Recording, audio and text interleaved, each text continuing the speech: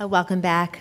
This is our second panel with the Attorney General, Jeff Sessions, Secretary of Homeland Security, Kirstjen Nielsen, and the Deputy Secretary of State, Mr. Sullivan.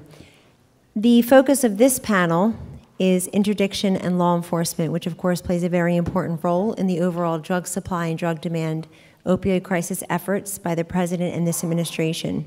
Without further ado, I'd like to recognize Attorney General Sessions to begin. Thank you, sir. Seated? Yes, sir. You can stand if you like. It's up to you. Sometimes I like standing. Technology. The media magic.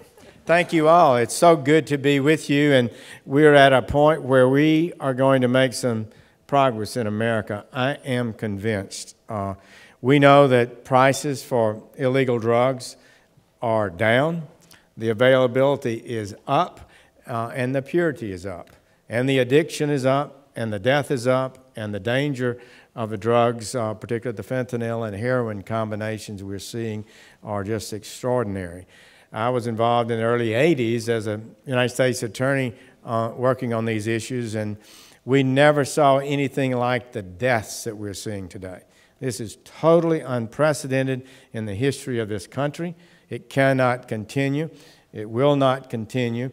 The President has made it clear we are going to be resolute. The entire administration is going to respond to his declaration of an emergency, and we're going to make a difference. I just tell you, I believe it. I can sense it already in some of the policies that are ongoing out there. We announced in July the largest medical takedown in the history of our country. We had over 120 professionals, nurses and doctors who had been out of 400, I believe, arrestees that were involved in illegal prescription drugs. And we know that as much as 80% of addictions today start with prescription drugs.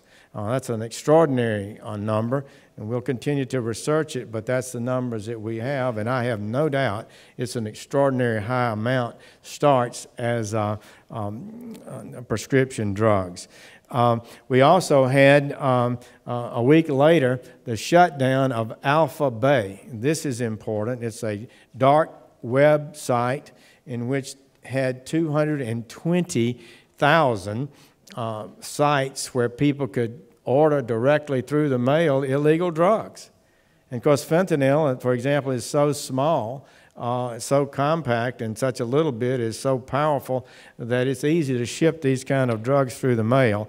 The FBI has doubled its resources to identify earlier. We're not going to let those sites get that big again in the future. That's certainly our goal, and we're going to continue to work on that. We've indicted some 3,000 defendants for distributing drugs in 2017, and we created the Opioid Fraud, Abuse, and Detection Network, which is a data analytics system that's well within the existing computer systems of the Drug Enforcement Administration, so we can easily determine what physicians, pharmacies, and other distributors are moving prescription drugs. Some of them are extraordinary outliers. They give us indications of where fraud and abuse is occurring, and we can move quickly on that. That's not been really done before. Target packages are being sent out right now to investigators, and cases are being made. One assistant United States attorney said, I didn't think too much about it, but when I looked at what happened, we knew there were 6 professionals, mostly physicians, in Pittsburgh, and every one of those were on this list. And so it made me a believer, and a lot more were on the list that he didn't know about.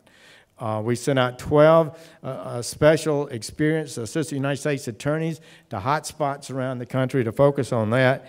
We've indicted 2 Chinese nationals for the first time on fentanyl charges. Most of that is coming from China, as you know, often through Mexico, sometimes directly through the mail to our communities.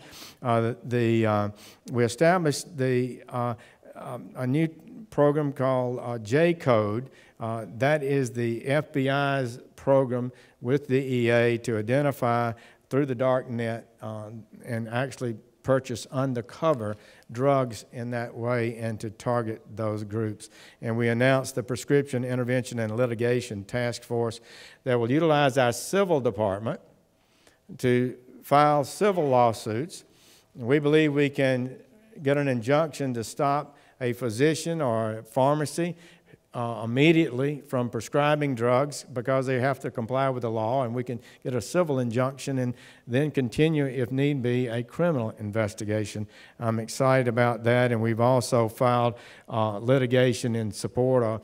I believe it will be filed today. We've announced our intention to file a statement of interest with the multi-district litigation effort by a lot of the attorneys general around the country on that.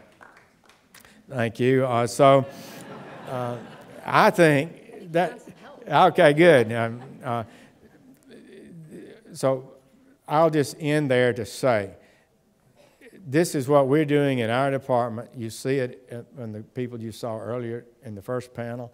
I believe if we do these things effectively, we can reduce the amount of deaths, addiction, and destruction that these drugs are causing today. It's just unacceptable in this great country, and we'll do our part. And Kellyanne, I know, I have to say, Kellyanne's leadership is going to be so important in this because we do want prevention. We do need to educate people. The president has used the phrase, just don't start. If you don't start, like he never started, and you don't get addicted. So we need to be cautious about, encourage people not to do that. And Kellyanne knows how to communicate well, and it will be a great asset to us. So Kellyanne, thank you. Thank you very much, Mr. Attorney General. Thank you, Attorney General.